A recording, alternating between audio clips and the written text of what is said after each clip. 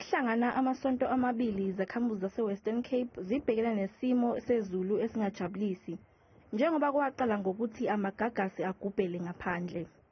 Nakuba izakhamuzi zase-Western Cape zijabulela ukunqamuka kwemvula ehamba nomoya onamandla, kodwa zisabhekane nobunzima bokukhipha amanzi ezindlini.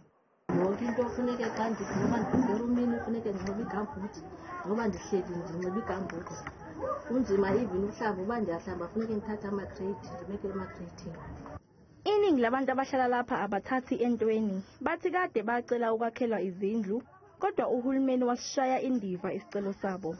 Ukusuka phansi ngo-2009 okwa-aplaywa for izindlu ko-housing kudala sathenjiswa, nangoku kusekho umcimbi woba ingathi singaphuma, kodwa oko sasixelelwa loo nto ukuba ingathi singaphuma. Qha into eyenzekayo ke ngoku kuya kusanda inani labantu ababhubhayo ngenxa yezigulo zalamanzi alapha eTV. Kanti e-Eastern Cape iziphathimandla zithi zizamile ukuhlinzeka ngosizo lokuthutha abantu abakhahlanyezwe yilesi simo sezulu esibi, kwaba ibona abantu abalayo, kodwa abezimo eziphuthumayo bazolokhu besicaphile isimo.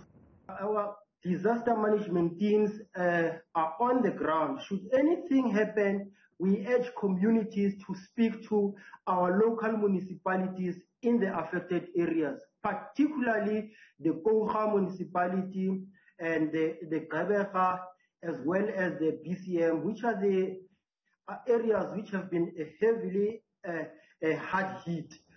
Izangoma zezulu i-South African Weather Service zikhiphe isixwayiso esesigabeni sokuqala eGauteng esixwayisa ngokuduma nokuna kwemvula okungaholela ezikhukhuleni.